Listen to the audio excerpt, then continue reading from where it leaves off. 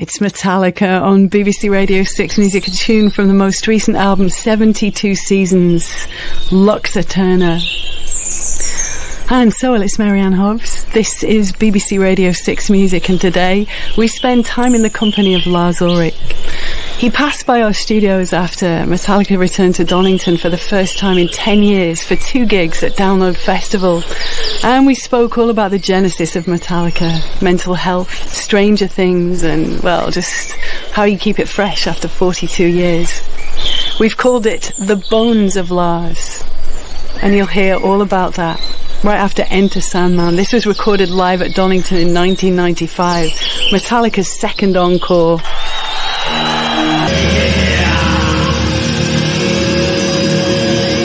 Lars Ulrich, it's been such a long time and it's so good to see you. Welcome to BBC Radio 6 Music. Thank you. Thanks for having me. It's been too long. Yeah, 20 years, I'm going to say. Crazy. Crazy. Tell me about Donington. So, if you go up the M1, a little past Birmingham, wow. We managed to perform our 9th and 10th time up there. I still get sort of intimidated. It has so much rock history and so much of why I wanted to be in a band.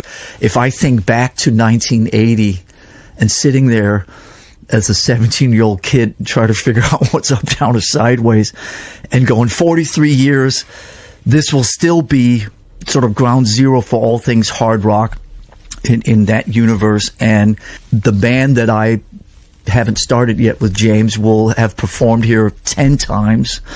And, hard rock is still a sort of viable and relevant force in the music world, and that we're still part of it. None of that would make any sense. Do you know what I mean? 40 years ago. So, it's an emotional experience to be up there, for me, and it brings back just a lot of memories but there was a lot of things that come full circle up on that raceway, and it's pretty crazy cool to still be invited. Thank you, Andy. And it's still pretty crazy cool that anybody shows up and cares about our little rock band from California. Do you know, it's so interesting that you want to bring it right back to the Genesis point, because I've got something that I wanted to show you today. Okay, wow. Okay, here we go. All right. So. Okay, Music Connection. This is LA magazine. Trade, yes. LA Trade, Music Trade magazine. This is probably 86 or 87. That's right. It's 37 years old, that copy of Music Connection. And crazy. I dug it out of my archives, especially to show you this today. Shocking success story. Yeah. If you open up and see your feature, which is just marked right there, you will see that there's a fantastic strapline on the picture that reads, "The band of the hour has learned to make do without lipstick, hot water, airplay, or compromise." Wow. Yeah. Look at that. Yeah, I recognize these photos and these T-shirts. Look, everybody get their scissors out and cut off the sleeves of their T-shirts. That's the communal hot thing to do at that time. Yeah, we were touring America with Ozzy Osbourne, our first go-around in the arenas. And I believe Master of Puppets had come out that spring. And the type of music that we were making was, connecting with a lot of disenfranchised and misfit kids like ourselves all across America. I don't think the industry at that time and the music scene was so structured and so governed by the sort of the core principal outlook of the record companies at the time, and they had a very specific way that things were being marketed and promoted and so on, and the type of band that we were and the type of things that would fit in under an independent umbrella, an alternative umbrella, or anything that was edgy or outside or was not part of that mainstream type of thing. And then a few bands came along and started making so much noise that the record companies finally go, hang on a second, there's more people, more music fans out there that like their music edgy, that like their music outside of the prefabricated sort of very formulaic way that things were at the time. And I think the late 80s was really sort of a significant shift in the way music was being shared in America and connecting with fans and just like ourselves, loners, misfits, disenfranchised, outsider kids trying to figure it all out. It turned out there were tens of millions of them in America and everywhere else in the world who wanted their music just different, and this was kind of right when that wave was turning, as you can see in some of the copy that you're referring to. I think a significant part of what drives this band is that we still kind of feel like outsiders and we still kind of feel like we don't really belong anywhere. And so when we show up at Donington again, it's like, oh my God, we're here at ground zero. And I tell my friends who were a little anxious or a little nervous and they go, well, you're the biggest band in the world. And you've headlined here 37 times. And none of that registers at all. It just still feels kind of intimidating and overwhelming. I think when the four of us are in a room together writing songs, making the record that you just held up, 72 seasons or whatever, a lot of those core elements are still kind of at play, and still, we're still just trying to figure it out. And like I say to people, we may even turn professional at some point soon and do this full time, because there's a part of us that still feel like we haven't really earned it yet or whatever. And I think that I guess I would rather have that than feel feel like, we're, ending up on autopilot or phoning it in or whatever the opposite of that is. You know what I mean? Yeah, for sure. It's interesting because I wanted to ask you if you would talk a little bit about the Underground Tape Exchange, which is kind of what happened at the genesis point of the band, isn't it? People were sharing cassette tapes of your music underground. And it's almost impossible to conceive of that in the digital age that we live in now. But for everybody who, I guess, is listening today who is a younger fan, can you explain a bit how that actually worked at the outset of your career? Yeah, I think that, the first thing is you just have to close your eyes and you have to, put your phone away and you have to put your 37 other products away and imagine a time where the way we communicate and the way information travels in 2023, that just doesn't exist. And so each country is very autonomous in that sense. Each country, has their own currency, their own music infrastructure. This whole global thing that's happening now doesn't exist. And so whatever's going on in England primarily goes on in England. Whatever's going on in France goes on in France and Germany, et cetera, et cetera, et cetera. And so the only way to really communicate with like-minded fans, are through this network of basically pen pals, and through in the back of Sounds of the NME or whatever, there'd be little adverts for mail order, vinyl mail order company out of somewhere in the West Midlands or whatever. I used to write to one called Bullet Records all the time and get all my new wave of British heavy metal stuff sent or whatever. But so the only way to share music, no Spotify, no, Apple Music, no anything, no YouTube. I would get something and then I would want to share it with a friend, and I would, make a cassette of the record and then send it to my friend in Sweden or in Holland or in Denmark or in Italy or whatever. And then he would have a network of 5 or 10 pen pals or whatever. And so that tape trading would kind of get out there, and you would, oh my God, there's a Danish band. They don't have a record deal yet, but they've made some demos. They're called Merciful Fate.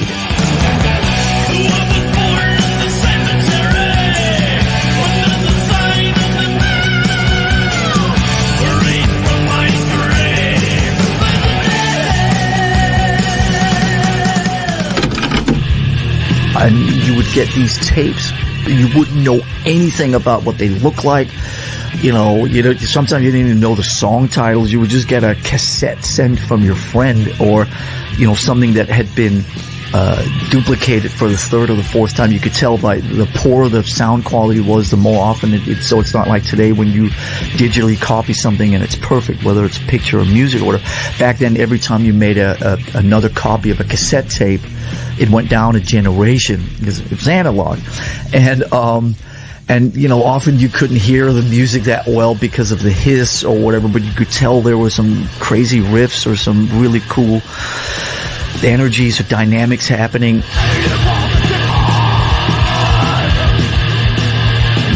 Some of these tape traders would make their own little fanzines that were often the same size as this magazine, that were stapled together from, Xerox copied stuff they had made, on their school typewriter or whatever, and they would write about this band, Merciful Fate, the singer is a guy named King Diamond, blah, blah, blah, and then, they would make 20 copies of their fanzine and send it to their 20 friends or whatever. So that was how you sort of communicated with people. No Instagram, no Twitter, no anything, Facebook. I was living in California. I somehow, with my mom, managed to figure out how to make a subscription to Sounds, and would get Sounds sent once a week. It would show up 3-4 weeks late, but it came sort of regularly-ish on a weekly basis, just 3-4 weeks later.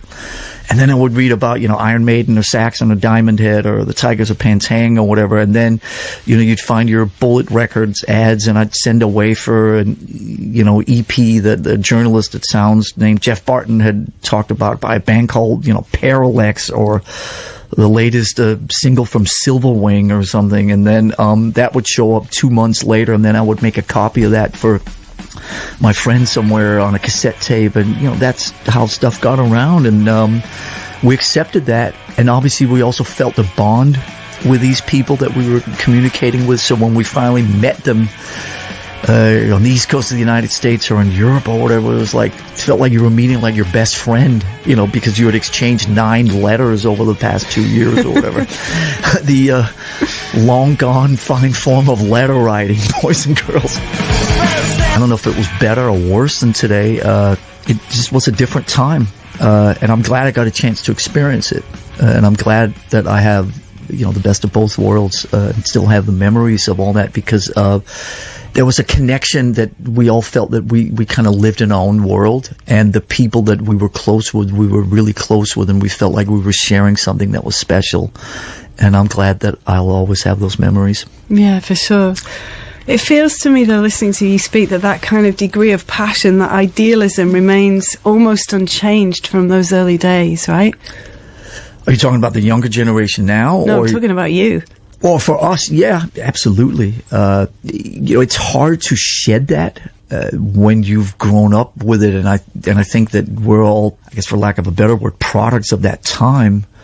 And like I said, I feel that when we do get in a room together, the four of us, and just play music and write and try to figure it all out, that sort of simplicity still exists, and everything that this band has become, or what people have perceived it to become or to represent, all that doesn't exist in that room when the four of us are just playing music and trying to figure out how to put one foot in front of the other, still 41 years later. Do I wanted to talk to you a little bit about familiarity as well, as you say, because you've been together for such a long time. So when you enter the studio, when you approach a new record, how do you keep it fresh? How do you find yourself in a situation where you can't immediately second guess where James is going to go? I think a lot of it's instinct. I mean, every record has a tendency to start off as a reaction to the last record. You can't discount the previous record. So whether you like the previous record, whether you dislike the previous record, whether you like the sonics, whether you dislike the sonics, whether you like the songwriting, whatever your relationship is with where you left off, that's a part of, I think, where you continue. And so this last 72 Seasons record was basically born in these long distance sessions, as we're sitting trying to figure out if there's a way to make music basically via Zoom. And then as we got further into 21 and we figured out how to be in the same room and all this stuff, it slowly started taking shape.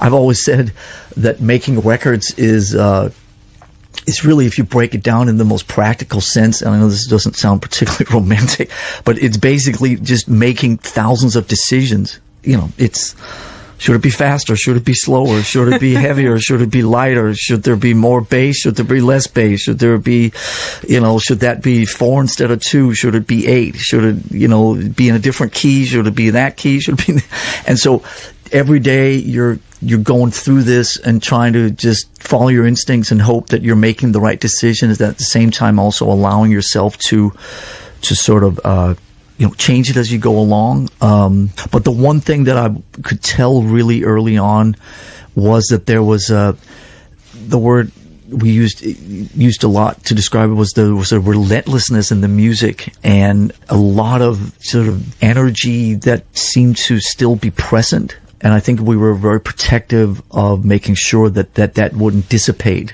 as we were going along. It feels to me like a really lean record, like you've stripped it right back to the kind of bones of Metallica, if you like.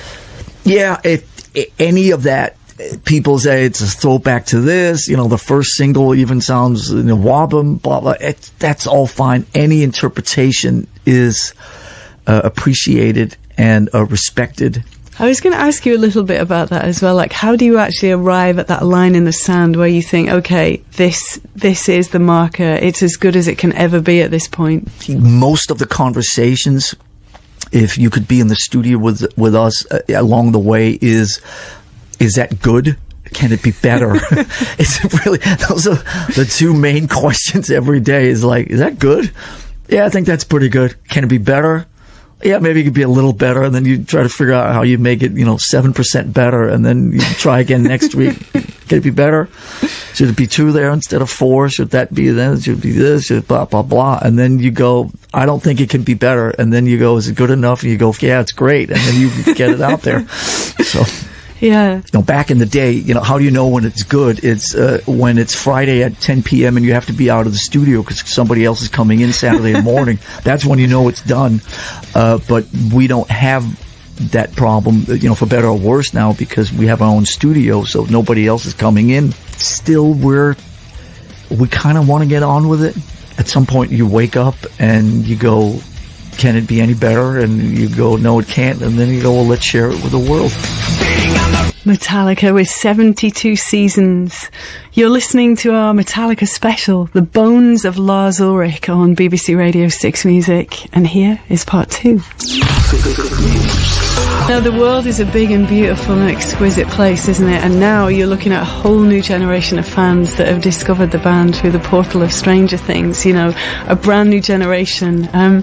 I don't know, that must feel incredibly exciting. It's very exciting. It's unexpected. So many people have asked me, did you know? No, we didn't know. We didn't know anything. You never know with these things. And we've kind of done a 180 in our band in the last, I don't know when, maybe couple 3-5 years ago. We would just say no to everything before the question was even asked. So a lot of sync requests and so on, it was just, no, we're not interested in sharing these songs with that. We were very cynical of that whole world. But a few years ago, it was like, why are we like that? And why don't we share the music? And why don't we support other creative endeavors and outlets and younger filmmakers and independent filmmakers and TV shows and now we say yes to pretty much everything. And obviously I knew about Stranger Things from my kids and was aware of the phenomenon, but we didn't know that it was going to be a phenomenon at this level.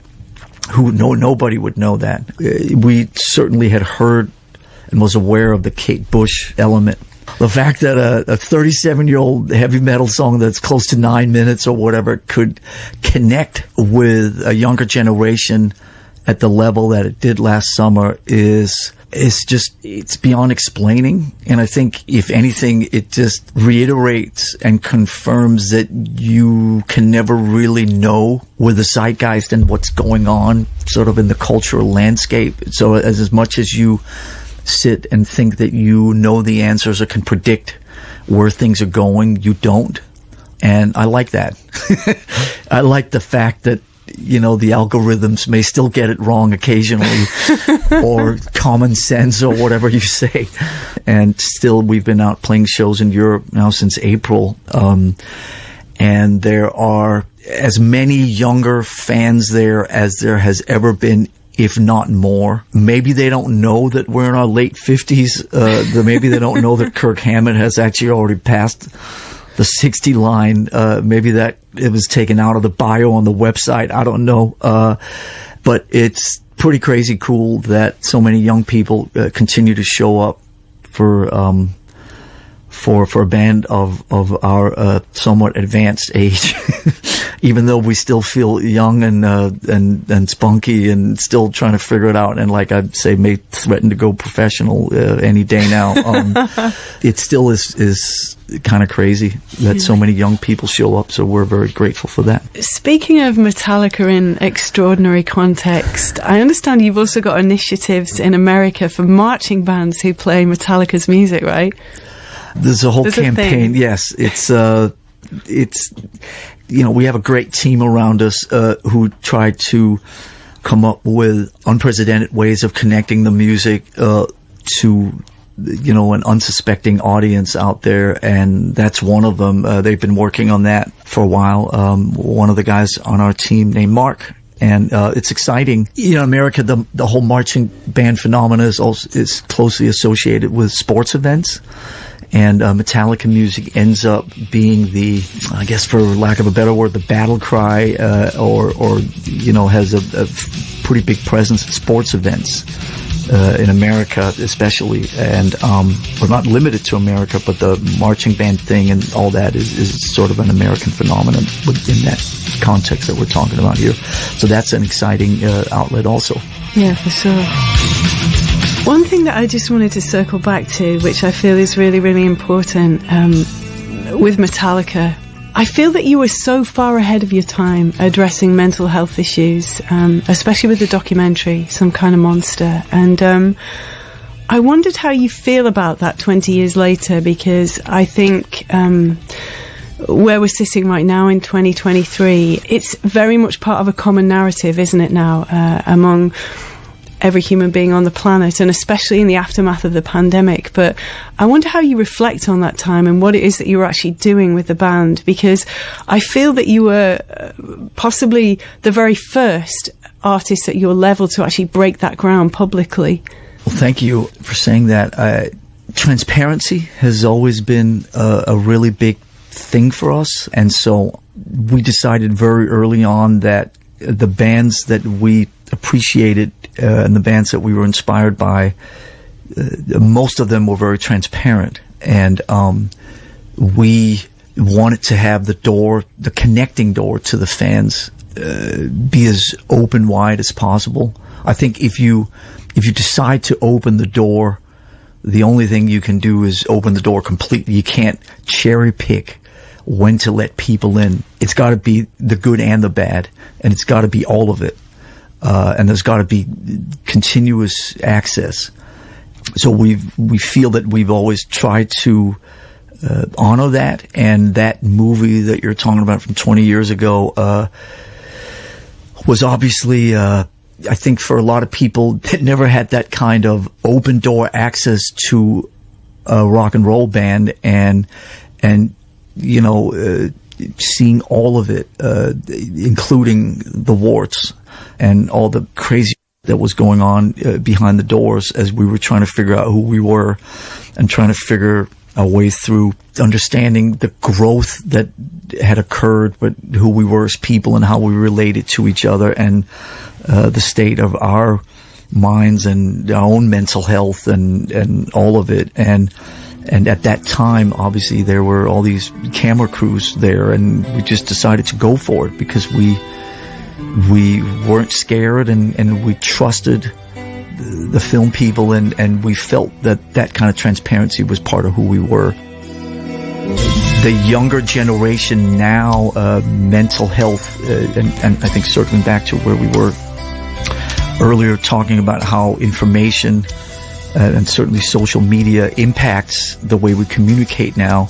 Everyone is way more transparent about how they're feeling and how they're doing and what's going on, good and bad, in the way the world communicates with itself and how everybody communicates with each other nowadays. So I'm not going to sit here and pat ourselves on the back. I mean, it certainly wasn't a conscious thing. Let's try to get this type of thing out there so we can be considered pioneers in any of that. We, like most of the time, don't really know what we're doing. We're kind of punting it. The initial reaction from the music world was, we're seeing way too much.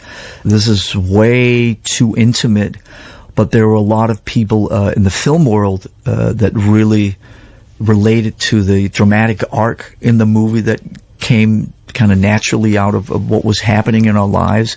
And then in the medical world, we started getting all these requests from doctors and mental health professionals and so on who wanted to show the film at conferences and seminars and all this, which was obviously completely unexpected. So it felt like it connected with many different people, but maybe least with people in the music world, because they were almost shocked or borderline offended by the fact that it was so transparent. We shouldn't see that kind of stuff from a rock and roll band, trying to figure it out or whatever. But I am proud of the fact that we had enough faith in ourselves and the filmmakers to go forward with it, and I'm proud that it's part of who we are. It's a very long time ago, and so when people bring up the film now, I try to go to great lengths to sort of explain that what you're seeing in that movie is over 20 years ago, and the internal dynamic and temperature in the band is very different now. But I am proud of the fact that with this new record, 72 Seasons talks so much about our journey and who we are, and everything about this record is, we're not trying to play down or hide our age or how we're aging.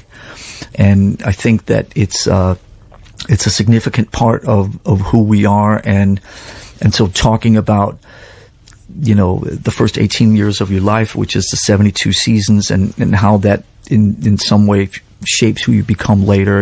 I think they're all really, really interesting topics. If nothing else, just a conversation starter for everybody, to encourage everybody to be open with each other and to be honest with each other and with themselves about the state of their particular world and their day-to-day issues or whatever. So I am grateful for the fact that people are relating to that side of this record and where we're at right now. And it's certainly a conversation that, if nothing else, is long overdue. Lars, thank you so much for being with us. It's such a joy to spend some time with you. Right back at you. Thank you. It's Metallica on BBC Radio 6 Music. Too Far Gone is the name of the tune, lifted from the most recent album, 72 Seasons. Could potentially be the next single, so we hear. A little bird tells us. So I want to shout out all the Metallica fans who've come together to share this moment on the radio, locked right around the world. It's so good to see you all on social media. I want to shout out Leonie and Yvonne, Katja and Hans, Peter Mawson, who's listening on the farm today, and a big shout out to Mr. Booth, who says, immersed in Never Neverland, Mary Anne. Let me see, I have messages coming in from all over the place. I want to say hello to Keith Murray, who says, such an incredible interview. Metallica gave me the confidence to feel like I belonged in my teenage years, and they're forever a band that I love, more and more so as the years go on.